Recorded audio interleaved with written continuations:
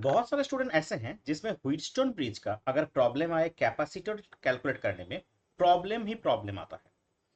उन लोगों के लिए सिर्फ 30 सेकेंड का ट्रिक, जहां से आप अनबैलेंस्ड व्हीटस्टोन ब्रिज का कैपेसिटेंस का प्रॉब्लम चुटकी बजाते सॉल्व कर पाओगे, जो कि आईआईटी जेई और नीट के लिए बहुत इंपॉर्टेंट है। सुपर इजी ट्रिक बताऊंगा मैं, और ये वीडियो आपके लिए बहुत ही हेल्पफुल रहेगा। देखिए, ये जो होगा ये स्टार डेल्टा मेथड से इजीली सॉल्व किया जाएगा। तो आप एक बार पूरा वीडियो देख लीजिए तो आपको बहुत ही आसानी से समझ में आ जाएगा। तो चलिए बढ़ते हैं आज का वीडियो की तरफ। विच अनबैलेंस व्हीटस्टोन ब्रिज कैपेसिटेंस को कैसे हम सॉल्व कर पाएंगे।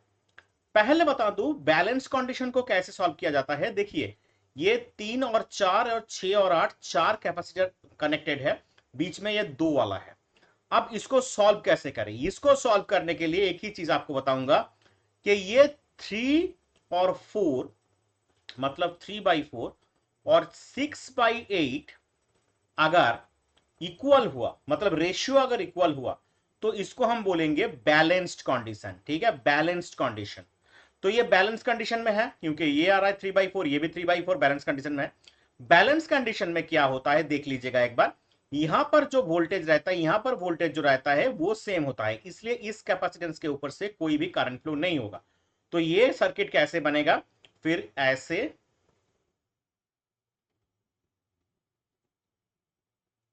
और ये आपका आ गया। तो इसको आप दे दीजिए 3, एक को आप दे दिए 4, इसको 6 और 8। देखिए अब तो इजी हो गया ना, ए और बी। देखिए ये 3 और 6 किस में है? डेफिनेटली सीरीज में। तो सीरीज में क्या आएगा? 1/3 प्लस 1/6, तो एलसीएम 6 आ जाएगा। 2 + 1 दैट इज 3/6, दैट इज 1/2। तो सी कितना आएगा? 2 माइक्रोफैराड आ जाएगा। और ये 4 और 8 आ जाएगा, वो भी सीरीज में है। तो C2 कैसे निकलेगा? 1/4 प्लस 1/8, तो कितना आएगा? 8 एलसीएम 4, 2, 8, 1, मतलब 3/8 आ जाएगा। तो उसको घुमा दिया तो कितना आएगा? 8/3, जो कि 2.66 के आसपास आ जाएगा। अब देखिए ये जो आया और ये जो 2 माइक्रोफेराड आया, ये क्या करेगा? पैरेलल में आएगा। जैसे कि ये सर्किट बना, ये आ गया ए और ये आ गया बी। तो ये 2 है और ये 2.66 है। अब दोनों के में किस में है? दोनों पैरेलल में है। पैरेलल में हम क्या करते हैं? सी इक्विवेलेंट कैसे निकालते हैं? सिर्फ ऐड करना होता है। 2.66, तो क्या आएगा? 4.66 आपका आंसर आ गया। तो ये अगर बैलेंस कंडीशन में हुआ तो बीच वाला जो रेजिस्टेंस है, बीच वाला जो कैपेसिटेंस है, उसको हम हटा देंगे।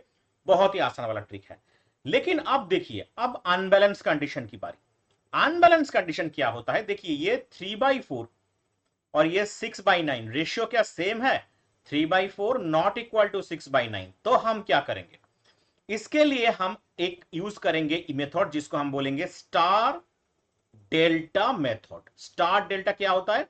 देखिए डेल्टा जो है, ये वाला पोर्शन को आप देखिए, ये डेल्टा है। डेल्टा ऐसे होता है ना, ऐसे। और स्टार कैसे होता है? ऐसे।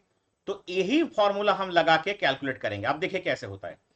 ये जो है, हम ऐसे इसको लिख लेते हैं जैसे सर्किट था। तो ये मैं फिर से ड्रॉ करने वाला हूं क्योंकि आपको समझने में बहुत आसानी हो जाएगी।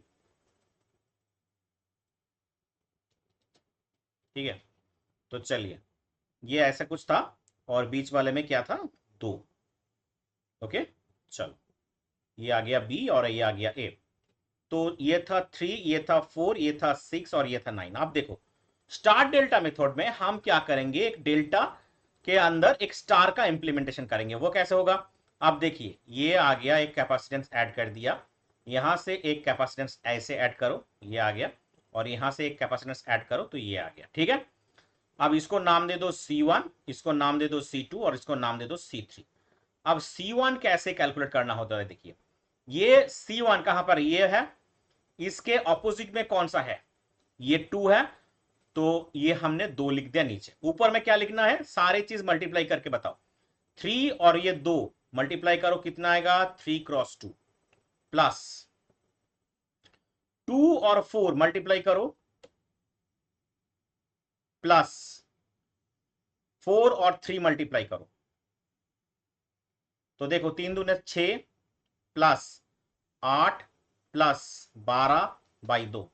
तो 12 आटा 20, 20 26 बाई 2 मतलब 13 माइक्रोफेराड आ गया C1। तो सिमिलरली C2 क्या है, ऊपर में तो बड़ा लगातार 26 ही आएगा, क्योंकि तीनों का मल्टीप्लीकेशन ये ऊपर वाला जो है न्यूमिनेटर सेम होगा।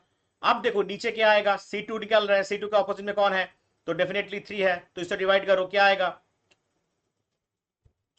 8.66 ऐसा कुछ आएगा। अब C3 का बारे में देखो, C3 क्या है, C3 ये है, ओके C2 के बारे में देखो, C2 4 है, ये 4 मतलब ये 6.5 आएगा, क्योंकि C2 के ऑपोजिट में 4 है। C3 क्या आएगा, C3 के ऑपोजिट में 3 है, तो 26/3, तो ये आ गया 8.66। अब देखो कैसे इसको हम सॉल्व करते हैं। ये था A, तो A से कितना कनेक्टेड है C1, C1 कितना है 13 लिख दिया। अब देखो ये गया C2, ये गया C3, C2 कितना है डेफिनेटली है 6.5, ये C2 है, ठीक है। अब इसको कनेक्ट किया, ये आ गया हमारा कितना था 6 लिख दो। अब ये C3 कितना है, C3 है 8.66, तो 8.66 इसके साथ कौन सा कनेक्टेड है डेफिनेटली 9, तो 9 को लिखो और ये हमारा बन गया B।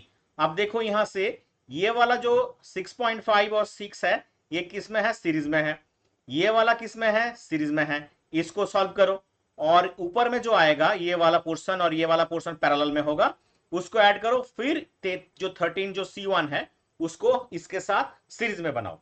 तो बनाने से इसका जो आंसर आएगा वो तुम्हारा फाइनल आंसर होगा, equivalent capacitance between A and B, ठीक है। तो C1 C2 C3 करने से क्या होगा, ये सर्किट जो है बहुत ही आसानी से बनने लगेगा, डेफिनेटली कोई दुविधा नहीं आएगी। और ये सीरीज और पैरेलल कैसे निकालते हैं आप लोगों को पता ही है, क्योंकि सीरीज कनेक्शन हुआ तो क्या होगा 1/C equal to 1/C1 plus 1/C2 ऐसे निकालते हैं, और पैरेलल कनेक्शन हुआ तो C1 plus C2 plus dot करके ऐसे निकालते हैं। तो ये वाला फॉर्मूला लगाओ तो आपने आप ये निकल जाएगा, ठीक है। तो ये अनबैलेंस कंडीशन के बारे में था, स्टार डेल्टा मेथड के बारे में था। अगर ये वीडियो आपको अच्छा लगे तो लाइक और सब्सक्राइब करना मत भूलिएगा, दोस्तों के साथ शेयर कीजिएगा। और डेफिनेटली अगर आपको ये इसका पीडीएफ चाहिए या फिर ज्यादातर वीडियो का पीडीएफ चाहिए तो ये टेलीग्राम चैनल ज्वाइन कर लीजिएगा, एडवांस फिजिक्स एकेडमी सर्च करके ज्वाइन कर लीजिए, वहां पर पीडीएफ मिल जाएंगे, बहुत सारे वीडियो के लिंक मिल जाएंगे, क्वेश्चन मिलेगा, सब कुछ वहां पर मिलता है, तो डेफिनेटली टेलीग्राम ज्वाइन कर लीजिए। दोस्तों के साथ शेयर मत करना मत भूलिएगा, डेफिनेटली शेयर करो और बने रहो हमारे साथ ऐसे ट्रिक वाले वीडियो के लिए और पूरा सिलेबस के लिए। चलिए मिलते हैं दूसरी तरफ, तब तक के लिए धन्यवाद। नेक्स्ट वीडियो में कौन सा टॉपिक चाहिए ये भी आप कमेंट करके बता सकते हो, वही टॉपिक में आपको वीडियो मिल जाएगा।